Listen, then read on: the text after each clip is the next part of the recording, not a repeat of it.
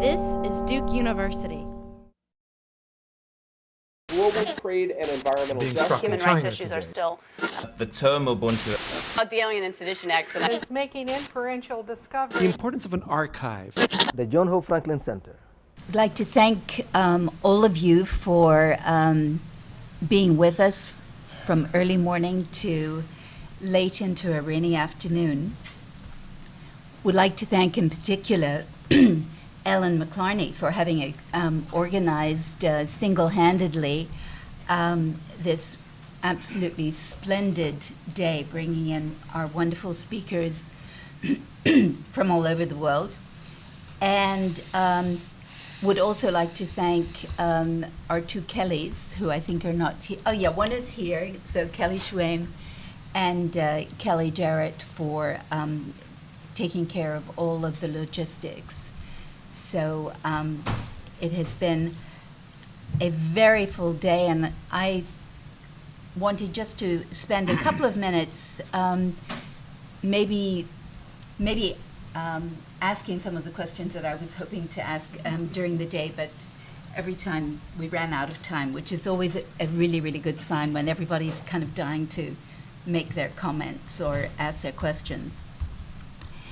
So thanks to Sherman for giving us some of the language of the natural and discourse schools. So it seems to me that today we've journeyed through the natural to the discourse schools of human rights.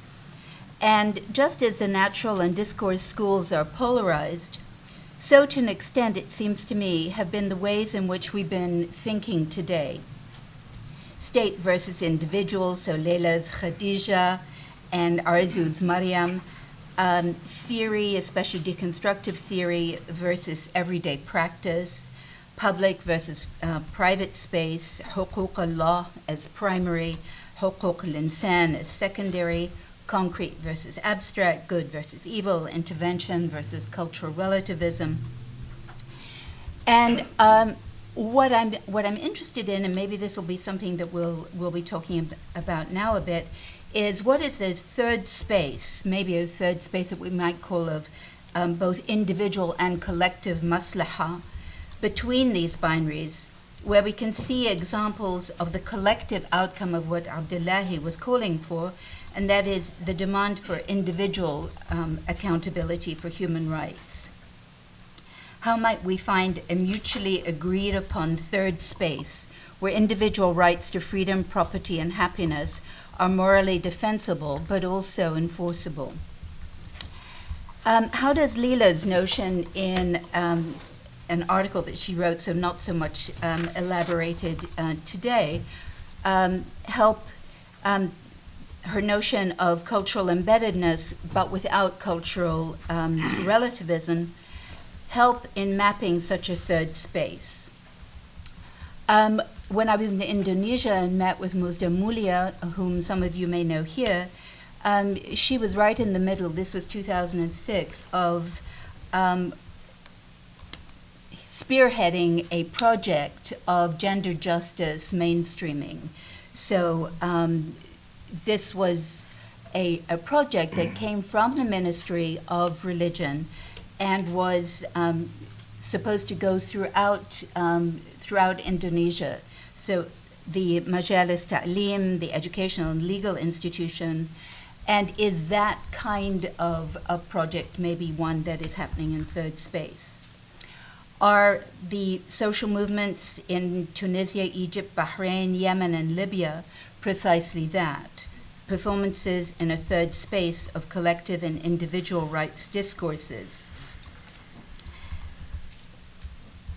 So I think, again, in Leila's wonderful essay, she talked about the way in which people exchange information, the way in which we learn from each other's differences, and is the what we're seeing happening in the Middle East at the moment, the way in which one movement is learning from the other, expressing solidarity with the others, using each other's symbols and translating the cultural specificity of one revolution, if we're going to call it a revolution, rebellion, whatever, is that translation something that we can learn from in trying to think about a third space where this kind of maybe discourse school that we've been talking about might work with a more natural notion of universal rights. And finally, of course, we here in America seem to be learning from these movements where in Wisconsin there has been reference to Egyptian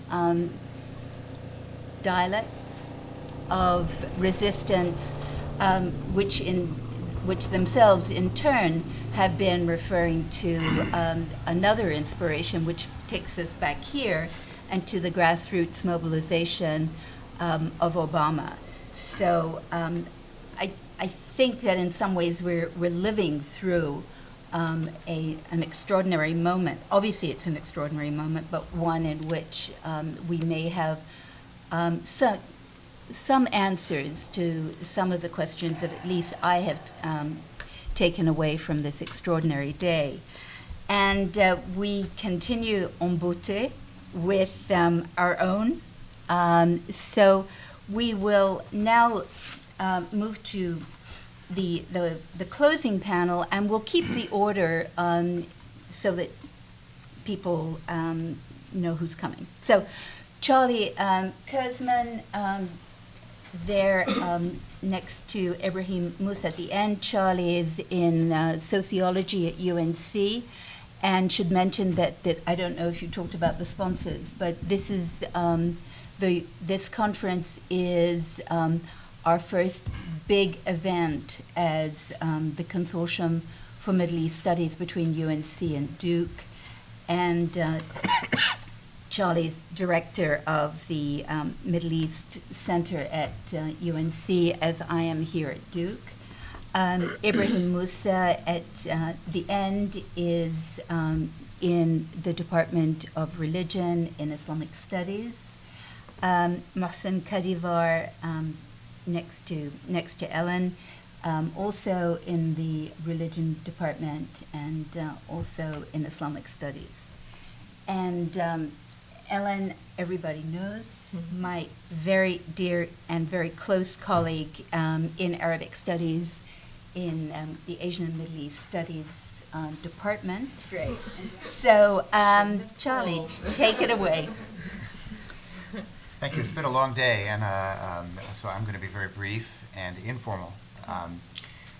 It occurs to me that there's an issue that seems to go through many of the papers, and I'm not going to speak to each of the papers on it, but would rather talk about the underlying issue that has to do with this term rights and a related term, democracy, that these two terms often thrown around together as though they were unproblematically part of the same package. And it seems to me that there's serious tensions between the two. There's tensions in Western political discourses, and there's also tensions in Islamic discourses on these concepts. And I wanted to point them out and to see, to mention how we may be seeing these two things diverge with current movements in the Middle East.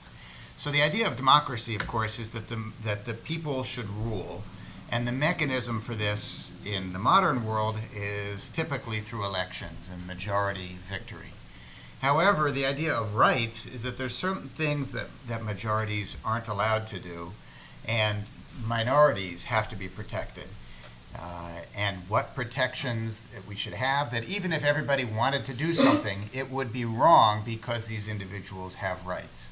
Now, where these rights come from, whether they are part of a global Western definition, whether they are come from various Islamic discourses and pedigrees, we could debate and are debating. But in general, it seems to be the idea that this is in tension with popular majority rule mechanisms. Now, we export, Americans try to export democracy and rights as though they were a single thing, because we kind of assume that when we export democracy, we think we're also going to get the same the Bill of Rights along with the rest of the Constitution as we help other countries write these documents. But it may be that folks around the world have different perceptions of what these rights should be, and that if given rights, democratic rights, they would vote in a different set that is democratic elections, would vote in a different set of individual protections, individual rights, or communal rights, or other sorts of things that would be protected against majority rule. And I wonder whether some of the fear today about what's coming next in Egypt or elsewhere is part of the anxiety is that we are afraid that if we give political rights, that other sorts of rights will not follow, and that we're suddenly faced with this disjunction between these two concepts. And I'd like to throw to Americans the challenge. Would you rather allow democracy, or would you rather protect rights even if it meant sacrificing democracy? Now, in practice, the regimes that were supposedly protecting individual rights and suppressing democracy didn't do a very good job of protecting rights. So we had neither democracy nor rights. But I think for American foreign policy, these debates, Islamic debates about what rights are, is eye-opening. The idea that there are, in fact, conceptions of human rights. They may not overlap perfectly with Western conceptions, but they exist, and they are the subject of intense debate in all Muslim societies. And perhaps they should be taken into account then as Americans decide on how to respond to the momentous events that we're seeing around the world. Thank you. Mohsen. Yes. So I want to focus on presentation of Professor An-Naim. I was invited for this as a responder. And the first point that I want to make is, what is Sharia? For me as a Muslim, Sharia is a practical part of Islam. We have another part, we can call it theology, or the part of about beliefs and theology. So, also, both of these two parts, theology and jurisprudence, fiqh and kalam, both of them are the interpretation of some humans, but interpretation of divine. So I want to say it's some element of divine in these two parts. It is not completely humanistic. It's an interpretation of a human being in the name of jurist or theologian or philosopher or mystic or whatever you want from the divine. And the divine is the Quran, is what Prophet Muhammad said as Islam. It's the first point. So although we have a lot of difficulty and problems and misunderstandings with the understandings of jurists, of fuqaha, of ulama, we cannot deny Sharia. We cannot neglect Sharia. Sharia exists among the Muslims. It's a reality. We should understand it and make some reform in it. The second point, I have some common points with Professor An-Naim. I agree with him with these points, that Sharia and human rights are two different frameworks. I agree with him. The second, that this Sharia as it exists, it has full of problems and misunderstandings. I will explain it why. And I agree with him. And the third point, that Sharia could not be exactly as it is the state law. There is completely different between state law and Sharia. We cannot put it as state law. I agree with him. It's the problem that maybe it had done in Sudan or Iran or Saudi Arabia or Pakistan, maybe. And the last point that I agree with him, that the state should be secular. I agree. But what I disagree with him. It's what I agree. So I want to make some comments on the other point. I think we have at least two kinds of Sharia, or two interpretations of Sharia. The first interpretation, what we heard from him, I can call him is a radical understanding of Sharia. We can have a moderate understanding of Sharia, and it's different. Two approaches to Sharia. The problem is, this Sharia that we have is it was made by some minds of the jurists that their minds is medieval mind. It's not for today. It's for 4 or 5 or 10 centuries ago. We want to adapt that Sharia today. It does not work. I agree with you. But the problem is not in the essence of Sharia. The problem is the understanding of them. This Sharia, this understanding worked in their time. We need some jurists, some mujtahids, some fuqaha, some ulama for today. In the framework of today, if they understand democracy, if they understand human rights, after that, their interpretation from that divine will be something completely different.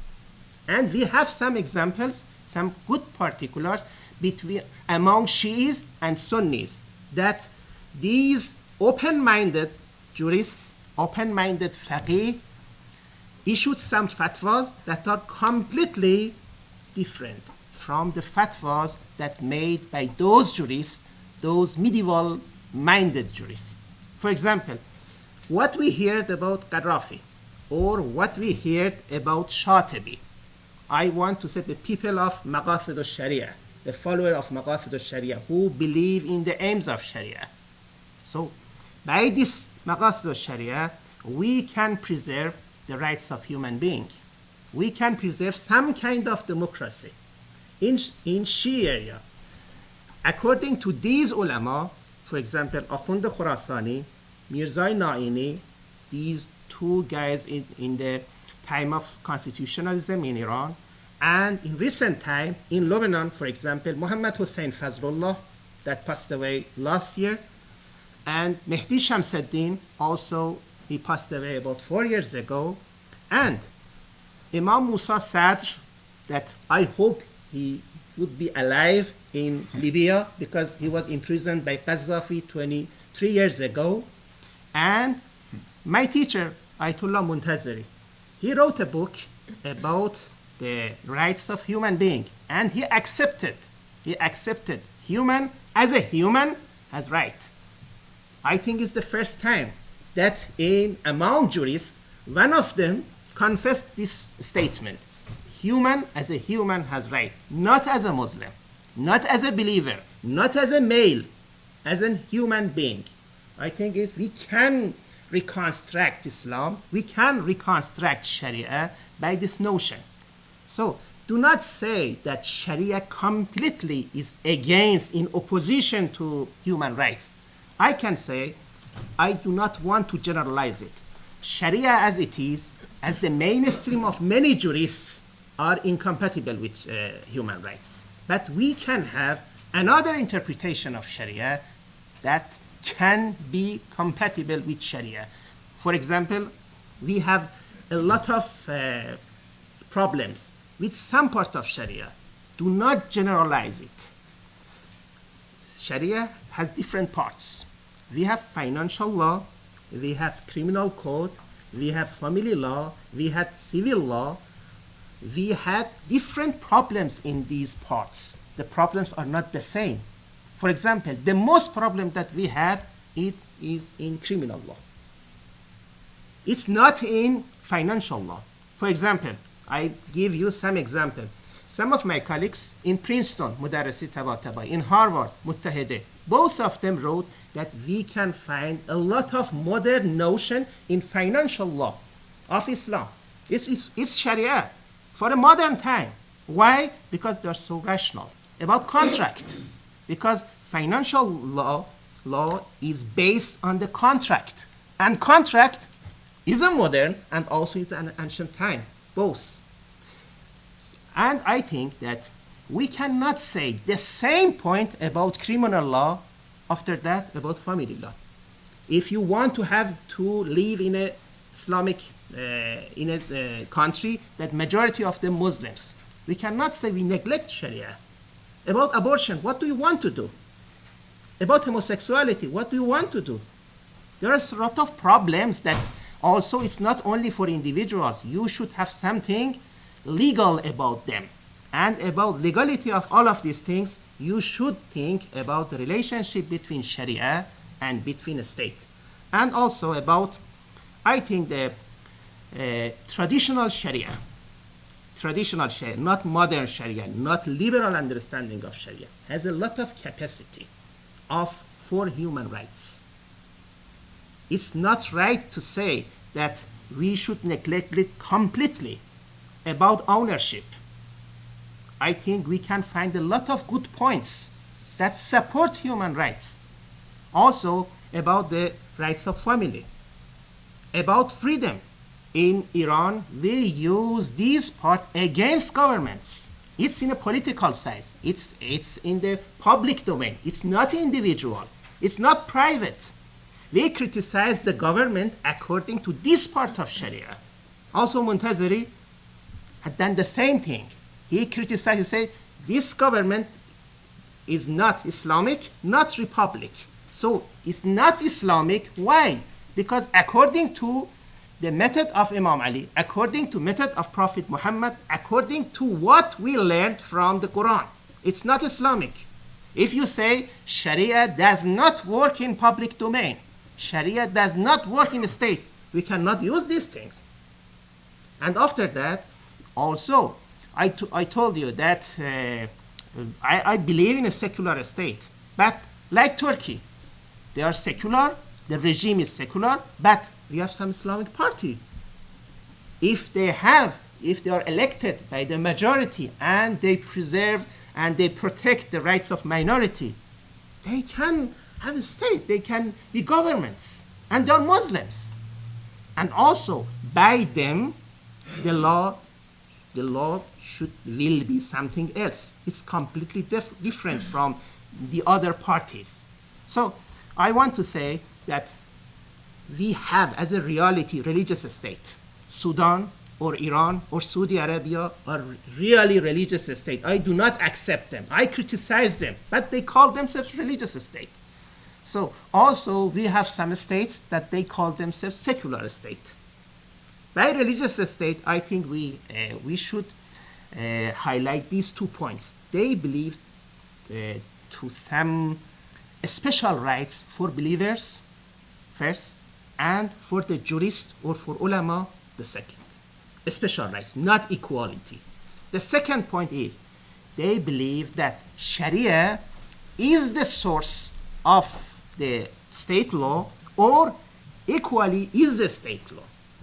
And they do not believe that we can change that law. I think that Sharia could be the source, but if we want to make something as a state law, it should go to the parliament, the interpretation, the change, the creation, and the abrogation. All of them will be in the hand of the members of the parliament. And they should not call it Sharia.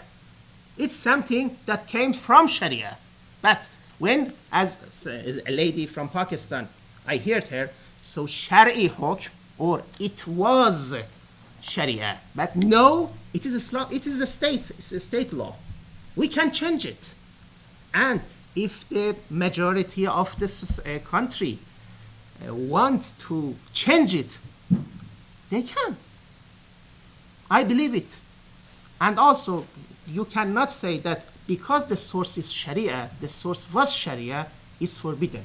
No, we can have Sharia as a source, we can have common law as a source, we can have everything as a source. It depends on the majority and protecting the rights of minority. So my final point is we should try to find the open-minded fuqaha, open-minded jurist. We need new ijtihad. By ijtihad, we can reform and reconstruct Sharia.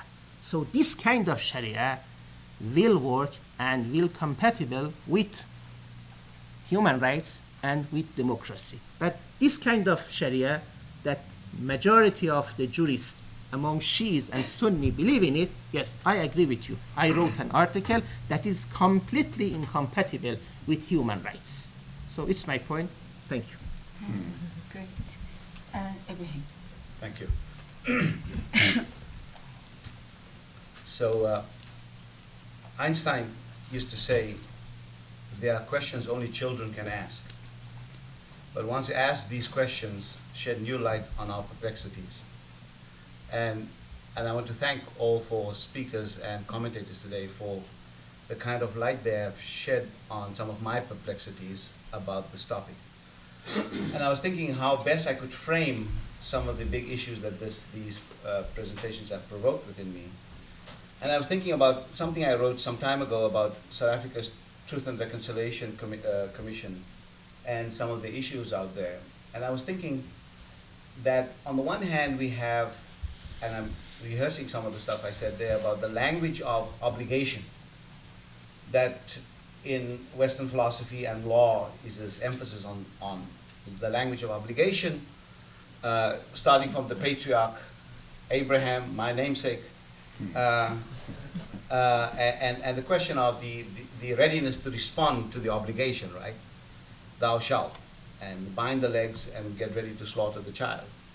And this specter of the law humbles us, and with this majesty of kind of an unconditional command to which we surrender. And so what we call heteronomy. And I thought I heard some of those kind of debates about responding to the other, the heteronomous other.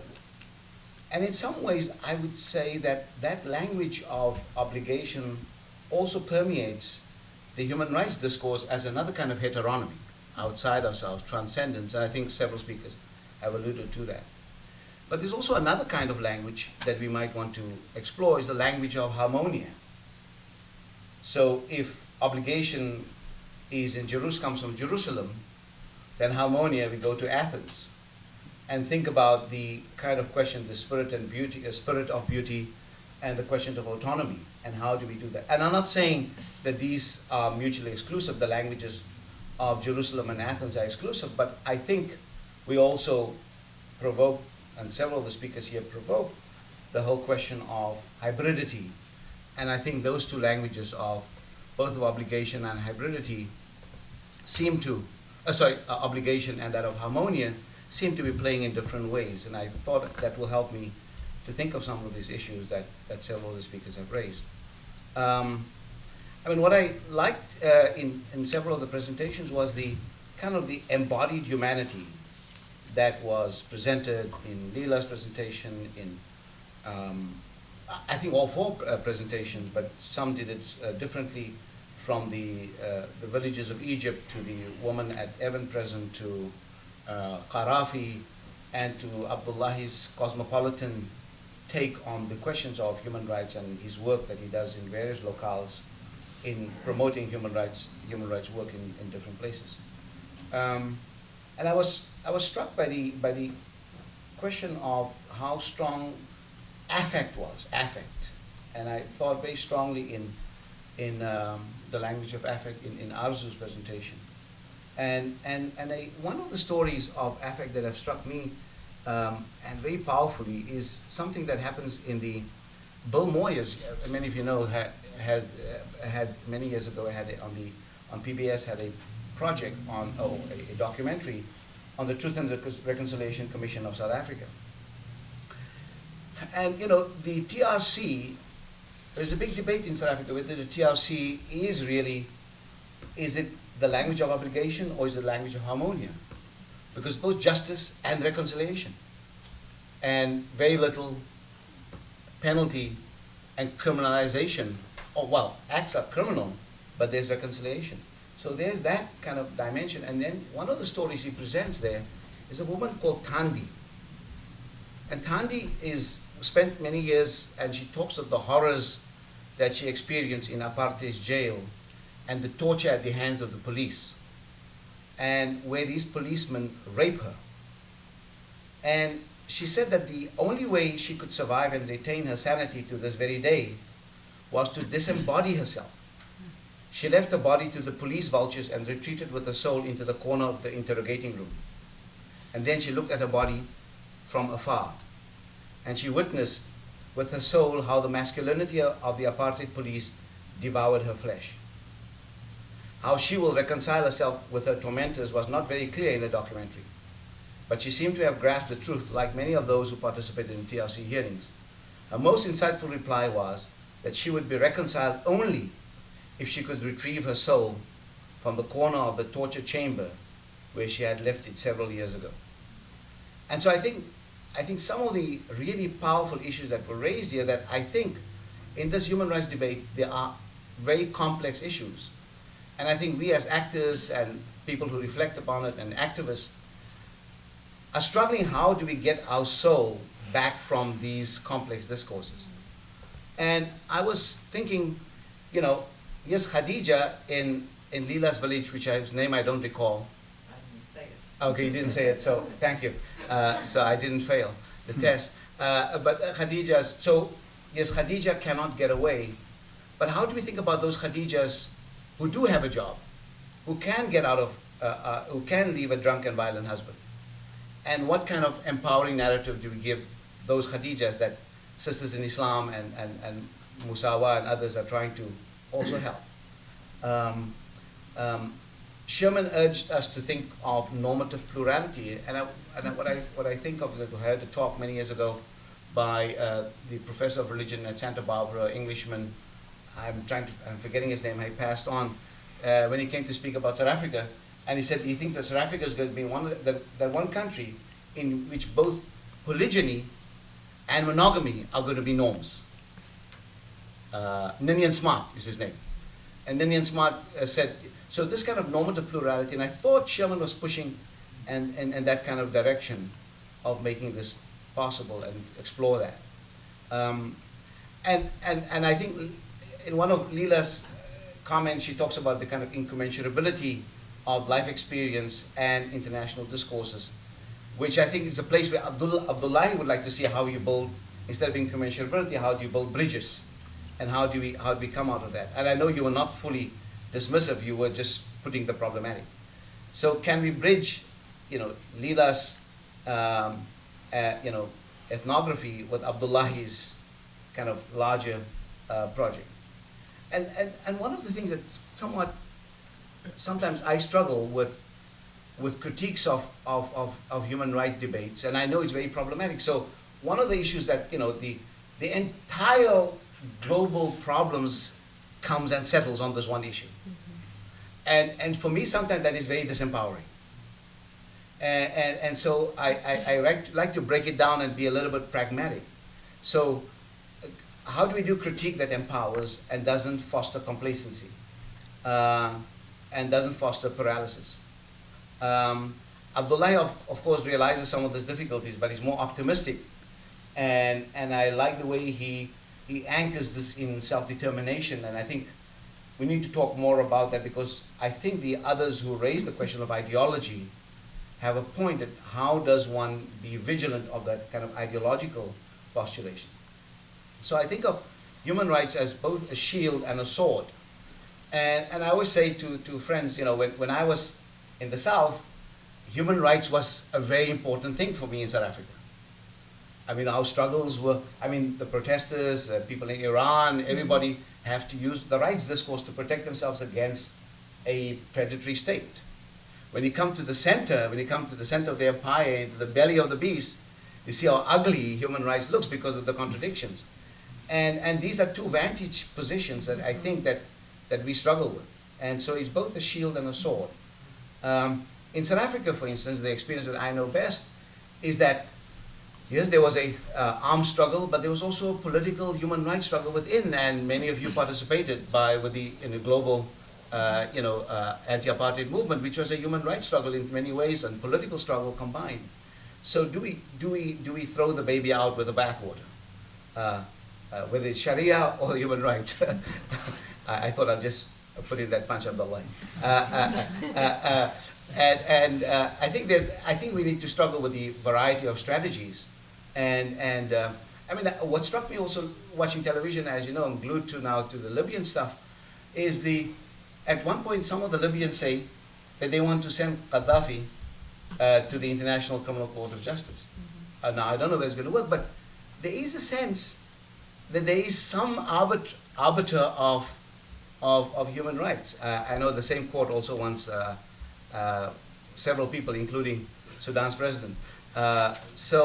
Yeah, I think my appreciation for all the speakers might best be illustrated in a novel that I really like very much by a woman by the name of Chimamanda Ngozi Adichie. I don't know if any of you read the novel Half a Yellow Sun. In there, she talks about the revolutionary professor of mathematics, Odinibo, who expresses the post-colonial dilemma really well. He tried to explain to his partner, Olana, why his mother disapproved of his relation with her, because she was an educated woman, and the mother did not like this educated woman. And then Olana remembers, but you know, your mother described me and stigmatized me as a witch, you know. Then Odinibo comments, and he says, of course you have to be a witch. This is the only way she can understand it. The real tragedy of our post-colonial world is not that the majority of people had no say in whether or not they wanted this new world. The real tragedy of our post-colonial world is not that the majority of people had no say in whether or not they wanted this new world. Rather, it is that the majority have not been given the tools to negotiate this world.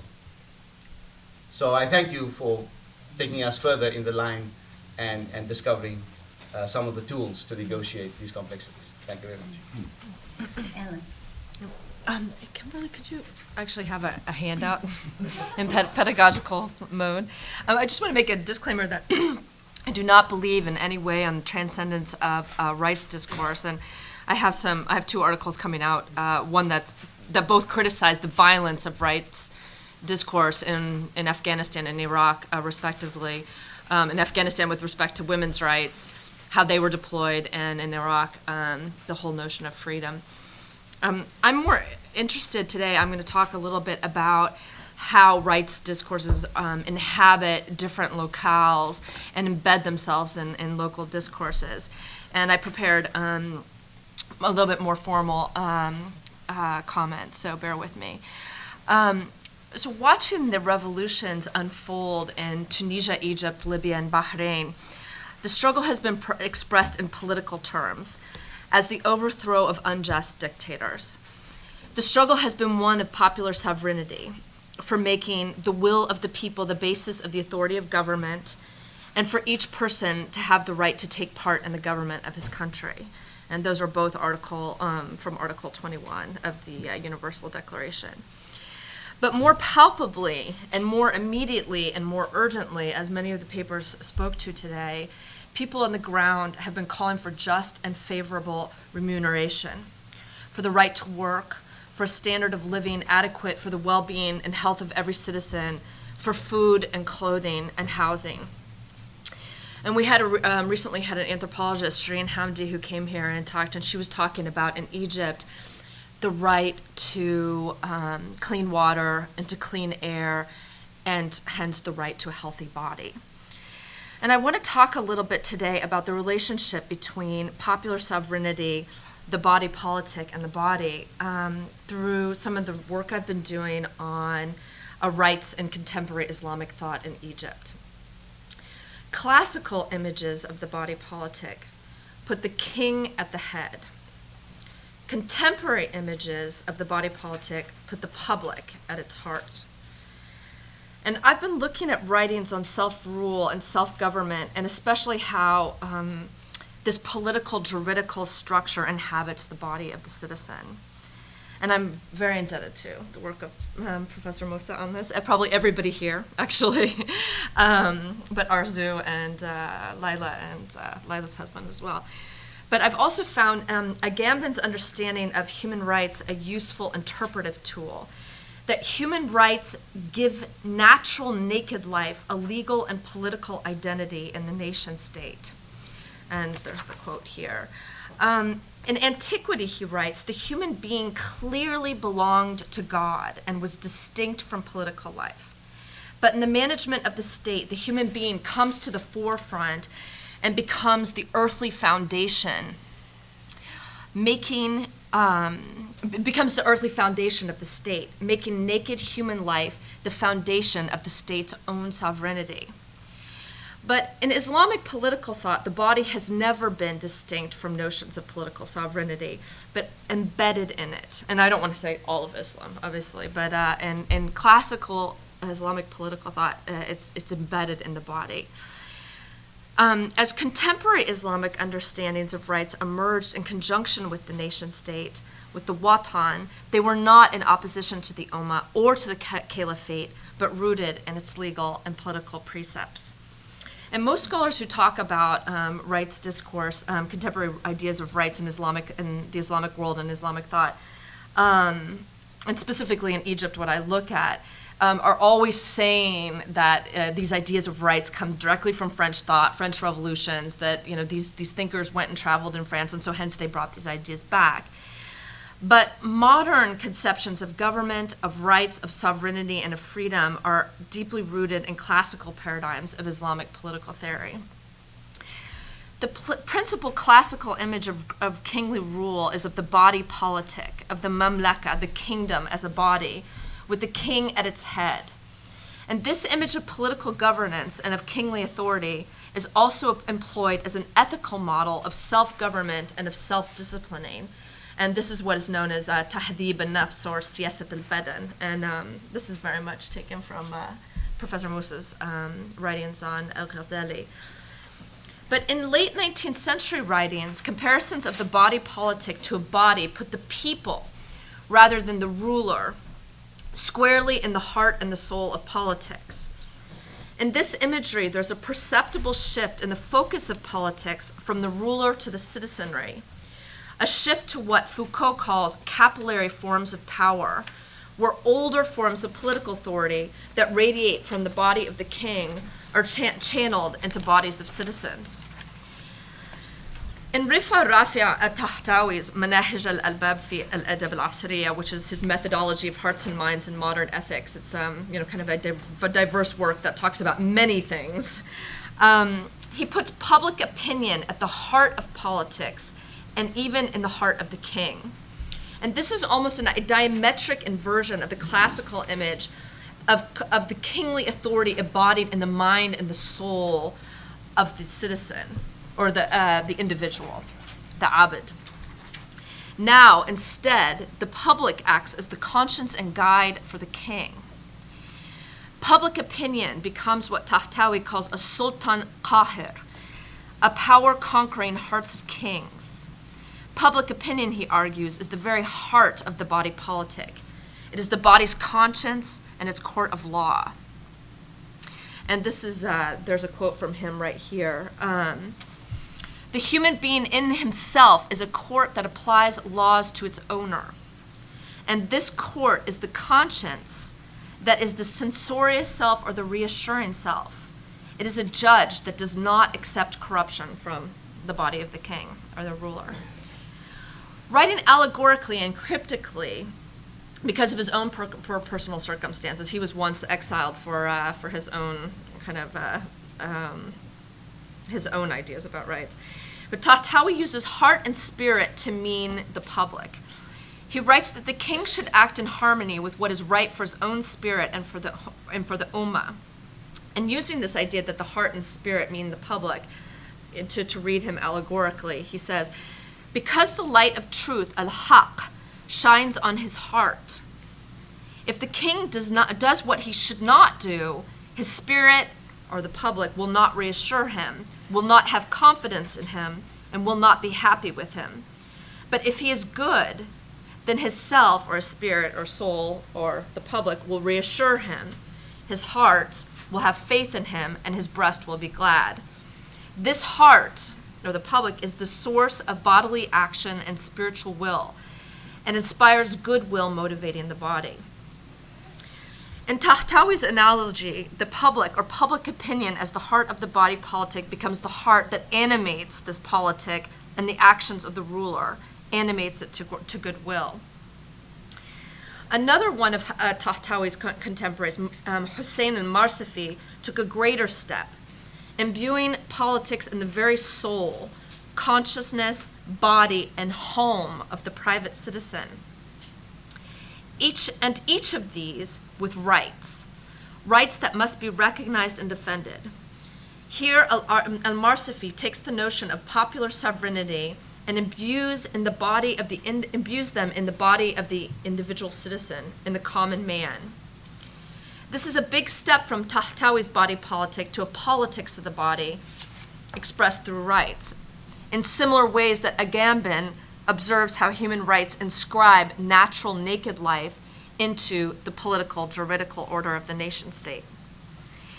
And Marsafi wrote his treatise on 8 words on the eve of the Arabi revolt against the Ottoman Sultanate in Egypt. The book elaborates on 8 key political concepts: Ummah, Watan, Hukuma, Adl, Zulm, Siyasa, Hurriya, and Tarbiyah. The Islamic community, the patrie, or Watan is actually kind of can be translated as patrie. Government, justice, oppression, politics, freedom, and education. In Marsafi's chapter on the Watan, he draws on pre-modern definitions of Watan as a dwelling place, a village, a town, a region, or land. Several times throughout the book, he uses the image of building a house in the minds of the public, a house that will make citizens cognizant of their political rights and duties. And that quote is here at the bottom, the last one. The common man, al-ammi, of the Watan is a strip of land that populates the ummah, while the private citizen, al-khassi, or actually the elite, just a few more minutes, it is its house. For the soul is a homeland because it is the house of consciousness. The body is a homeland because it is the house of the soul. Clothes are a homeland because they're a house of the body. The house, street, city, region, land, and world are all homelands because they are houses. To each is their right that must be recognized and defended. Here we see the political juridical order of human rights clothing not only the body, but the common man's very consciousness, his very soul. This clothing, or what Marsafi calls the mesken, the abode, the dwelling, is the house that protects and defends the citizen. This house is very similar to a figure used by René Cassin in his own vision of the structure of human rights in the Universal Declaration, and it's of a portico. It becomes the trope of bodily integrity, of human integrity, and the very definition of citizenship and humanity and belonging to the space of the nation state. Mohamed Bouazizi's self-immolation in Tunisia seemed to drive home most forcefully his disenfranchisement from the Watan, a disenfranchisement that was both political and economic, much like many of the examples Laila's Khadija. This economic order that clothes and houses the citizen's body, soul, and consciousness must be considered as well. These are the property rights so intrinsic to the citizen's sovereignty, where the citizen becomes master of his own domain, capable of self-rule, and hence equipped with rights. It is the habitus of rights in which the citizen dwells. The Egyptian people drive for popular sovereignty, for self-determination, and for self-rule goes back over a century. We see this moral ideal professed by Tahtawi and Marsafi being enacted today as the Egyptian people act as the heart and soul of the body politic, a court of public opinion that brought Mubarak to justice, and the law of conscience bringing the dictator to trial. Thank you.